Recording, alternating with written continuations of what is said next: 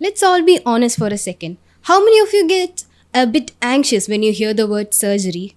The thought of anesthesia, cuts, pain, and spending a lot of days in the hospital can itself be scary.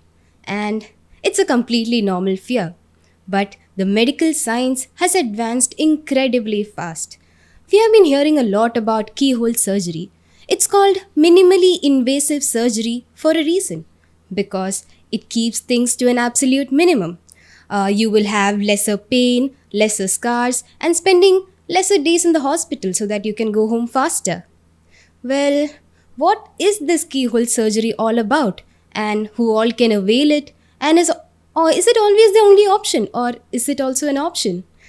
Well, welcome back to KaleidoTalks by KMCT, the official podcast series of KMCT Group of Institutions. And I am your host for today, Anamika Rajesh, a final year MBBS student of 2022 batch.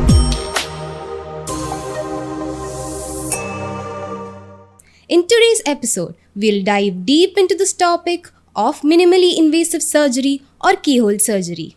And to guide with us today, we have a very special guest who is also an expert in keyhole surgery. Let's welcome Dr. Hithesh Gopalan, Professor and HOD, Department of Orthopaedics, KMCT Group of Institutions. Welcome, sir. Hi. So, sir, shall we begin with a few questions which actually arise in the common people's mind? So, let's begin. What exactly is a minimally invasive surgery or a keyhole surgery?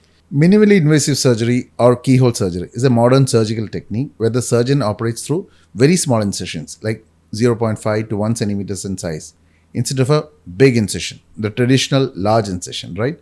A tiny camera called a laparoscope or arthroscope and specialized instruments are inserted through these small openings, allowing the surgeon to perform the operation while actually viewing the inside of the body on a high definition monitor.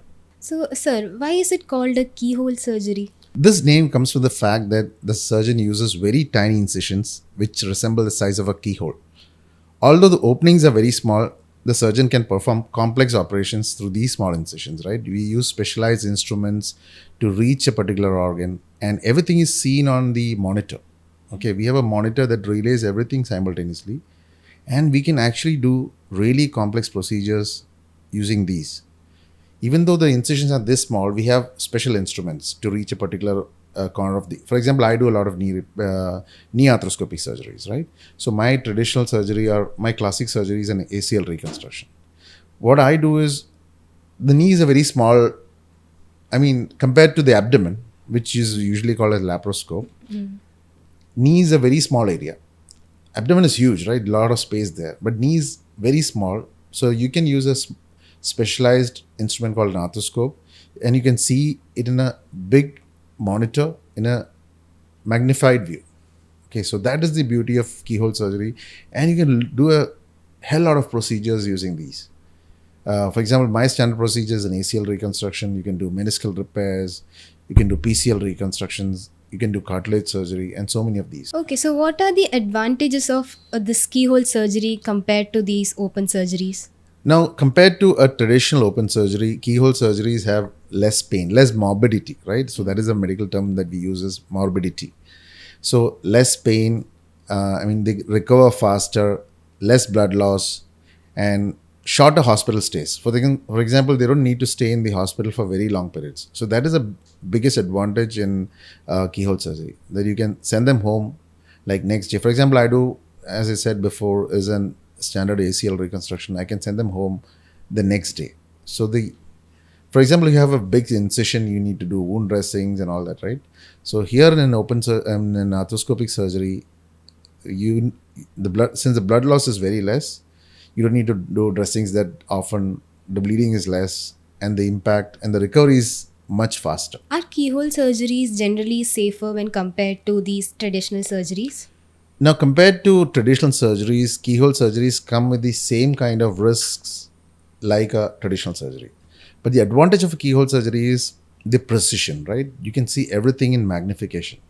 Okay, even a small lesion can be seen in a magnified view and you can, for example, if it's an excision of a particular part or removal of a particular part, you can see it in a magnified way. So accuracy is much superior compared to a traditional surgery where you're looking through a normal eyes. Right? Here you use the endoscope or arthroscope or laparoscope, whichever you're using it, and you see everything on a larger screen in a magnified way. So your precision is much better. So that is the beauty of a keyhole surgery.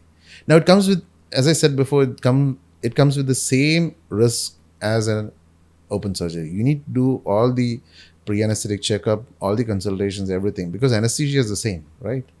So it comes with all the risks, but the morbidity is much lesser. So that is the beauty. Can every surgery be done through keyhole procedure? Not every surgery is possible using a keyhole procedure, right? For example, it depends on the pathology. Some pathologies can be addressed using an endoscope, arthroscope, or laparoscope, whichever is the specialty. But you can't address every problem using the endoscope, right? So some surgeries traditionally dictate an open surgery, okay, and you have no option but to do it open.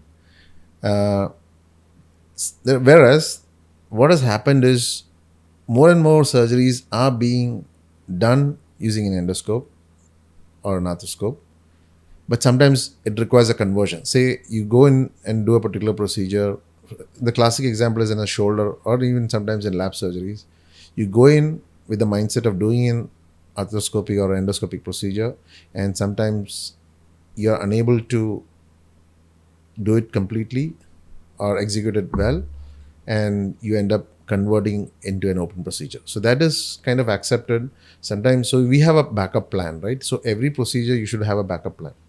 So it is not always that you go in and you have to complete arthroscopy or endoscopically. You may have to do an open procedure. So you need to be skilled in doing an open procedure as well. So that is what happens normally is you're skilled in endoscopic, but you're not skilled in an open surgery. So you need to have equal skills, equal dexterity when compared to arthroscopy or endoscopy versus an open surgery.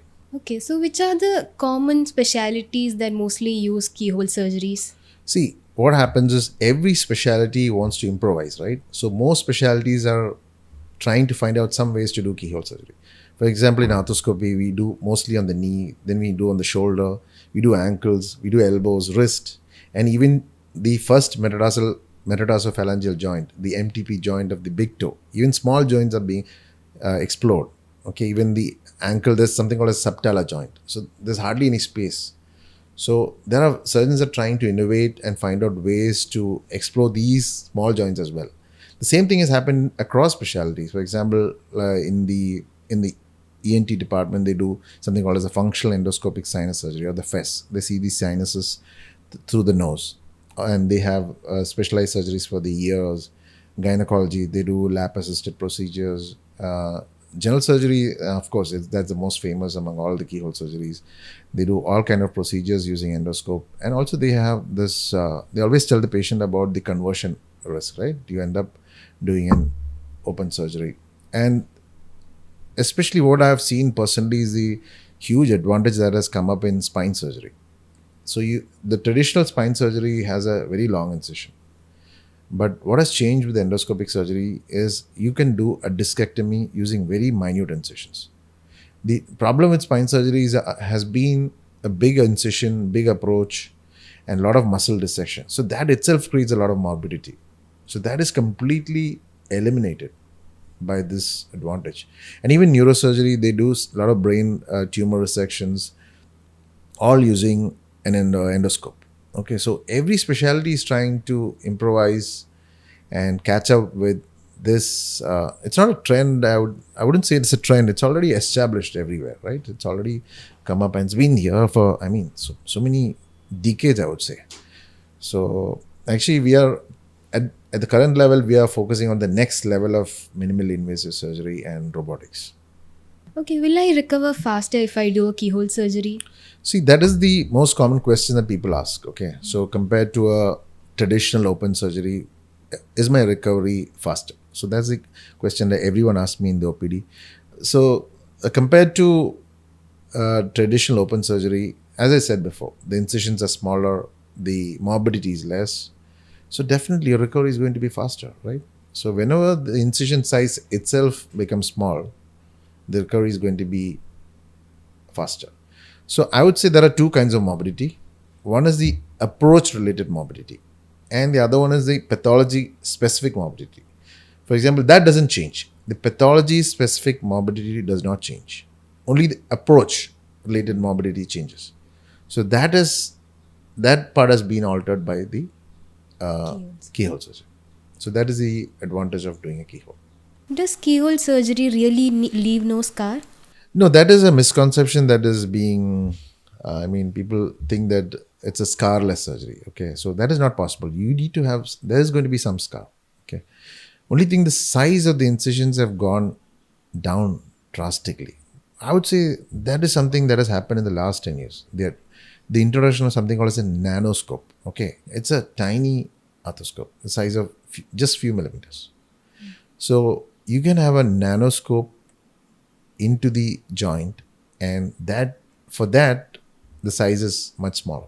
Okay, so some people call it as needle arthroscopy. That is kind of an extrapolation, but still there's going to be a very small incision, but it's slightly bigger than a needle. So is robotic surgery the same as that of keyhole surgery?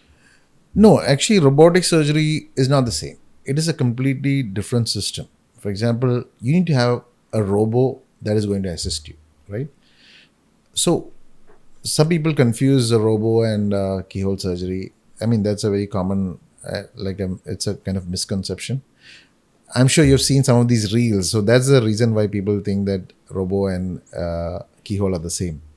So you've seen those reels where the surgeon is sitting inside a console and he's operating, and the robo is operating on the abdomen. Okay, so that is a classic example where a combination of a robo and a keyhole is done.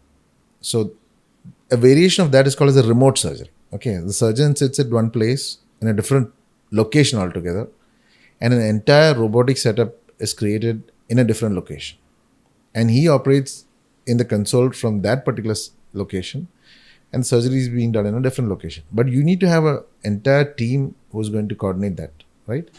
That is the extreme version, I would say.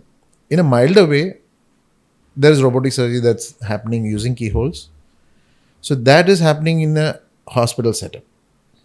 Okay, so surgeon again remains in the console, but the patient is near to you. It is not a remote surgery. But in true sense, in orthopedic surgery, when you talk about robotic surgery, it is classically for a knee replacement. Okay, so robotic knee replacements have changed the perspective of a modern knee replacement.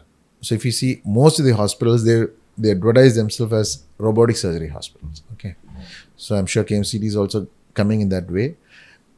So the advantage is you get high accuracy with the robo, the precision.